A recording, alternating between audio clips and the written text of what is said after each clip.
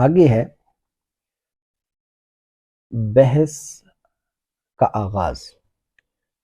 جس کو آغاز بحث بھی کہہ سکتے ہیں اور مناظرے کا طریقہ بھی کہہ سکتے ہیں۔ آگے ہے مناظرے کا طریقہ یعنی آغاز بحث۔ اس کے اندر سب سے پہلے وہ یہ ہے کہ مدعی نے جو دعویٰ کیا ہے اس پر سائل نے اگر کوئی چیز پوچھی ہے، استفسار کیا ہے، جس طرح ہم نے شروع کے اندر بیان کیا کہ تعیین مدعا ضروری ہوتا ہے، تو لہٰذا اگر سامنے والا جس کو ہم سائل کہہ رہے ہیں اگر اس نے کوئی استفسار کیا، کچھ پوچھا، تو پھر مدعی پر لازم ہے کہ اس کا بیان کرے، کیونکہ اگر وہ بیان نہیں کرے گا تو بہت ساری چیزیں ایسی ہوں گی کہ جو استفسار نہ کرنے کی وجہ سے وہ یا پھر استفسار کرنے پر جواب نہ دینے کی وجہ سے وہ مجہول رہ جائیں گے، لہٰذا ان کا بیان ضروری ہے۔ اب اس کی مثال میں عرض کر دیتا ہوں۔ مثلا جیسے علم غیب کوئی مدعی ہے اور وہ دعویٰ کرتا ہے کہ نبی پاک صلی اللہ علیہ وسلم آپ غیب جانتے ہیں، تو اب سائل یہ استفسار کر سکتا ہے، اس کا حق ہے کہ وہ پوچھے کہ بھئی اس سے تمہاری مراد کیا ہے، عطائی ہے یا ذاتی ہے، جزئی ہے یا کلی ہے، پھر جزئی اور کلی سے کیا مراد ہے، حادث ہے، قدیم ہے، یہ ساری جتنے بھی سوالات ہیں وہ سارے اس سے کیے جا سکتے ہیں۔ اس کے بعد دوسرے نمبر پر وہ ہے مدعی نے اگر کوئی نقل پیش کی ہے تو اس سے طلب تصحیح نقل یہ کی جائے گی، یہ سامنے والے کا حق ہے۔ اب مدعی نے جو نقل پیش کی ہے مدعی کو ناقل کہیں گے اور سامنے والا وہ سائل ہے، اب وہ طلب کرے گا۔ اب اس کی مثال، مثلا مدعی کہتا ہے کہ اعلیٰ حضرت کا نظریہ یہ ہے کہ حضور سید عالم صلی اللہ علیہ وسلم خیر البشر ہیں۔ اب سائل کو حق پہنچتا ہے کہ وہ پوچھے کہ آپ نے یعنی اعلیٰ حضرت نے یہ کہاں فرمایا ہے، تو اب آگے سے جو مدعی ہے وہ جواب دے گا کہ فتاوی رضویہ کے اندر یا کوئی بھی آپ کی تصنیف ہے اس کا حوالہ دے، تو اس کو کہیں گے جو سائل نے پوچھا کہ اعلیٰ حضرت نے کہاں فرمایا، تو یہ ہوگا طلب تصحیح نقل، اور جو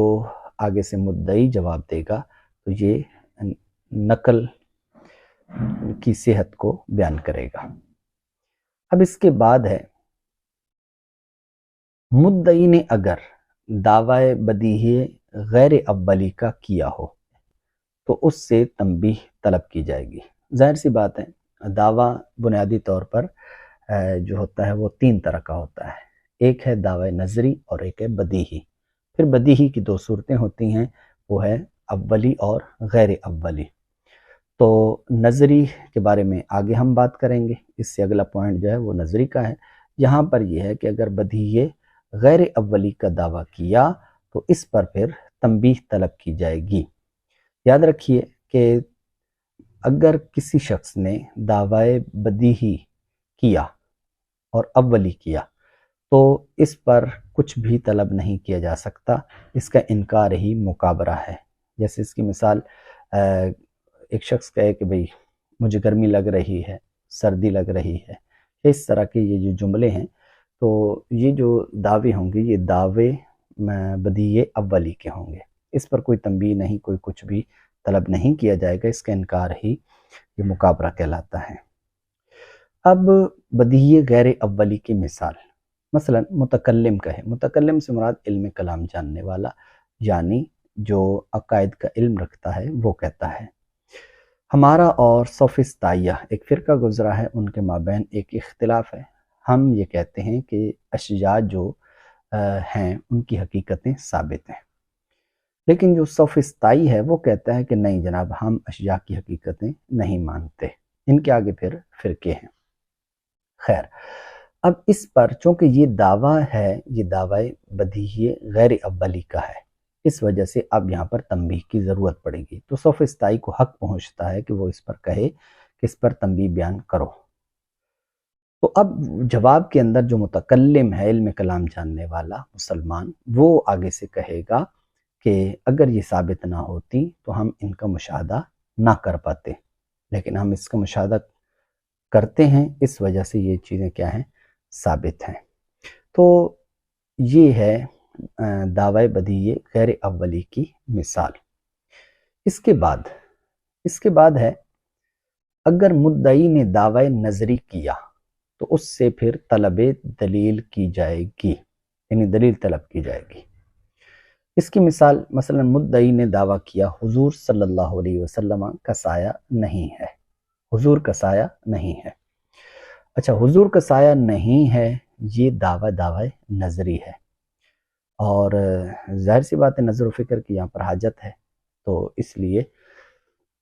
اس پر دلیل کی حاجت پڑتی ہے۔ اب جو سائل ہے وہ سامنے سے سوال کرتا ہے، وہ کہتا ہے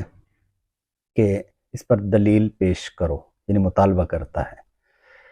تو یہ طلب دلیل اس کا حق ہے اور یہ کی جائے گی۔ اب جو مدعی ہے جس کو ہم معلل کہیں گے، تو معلل کہتا ہے، دلیل پیش کرتے ہوئے کہتا ہے کہ حضور نور ہیں، یہ صغرا ہے، اور نور کا سایہ نہیں ہوتا، جیسے یوں بھی کہہ سکتے ہیں کہ کسی بھی نور کا سایہ نہیں ہوتا، کسی بھی فرد نور کا سایہ نہیں ہوتا، تو نتیجہ نکلے گا کہ حضور کا سایہ نہیں ہے۔ اب یہاں پر اگر آپ غور کریں تو جو مدعی ہے اس نے یہ دلیل پیش کی، تو لہٰذا ہم نے کہا تھا کہ اگر مدعی نے دعوی نظری کیا ہے تو اس سے طلب دلیل کی جائے گی، لہٰذا اس نے دلیل پیش کر دی۔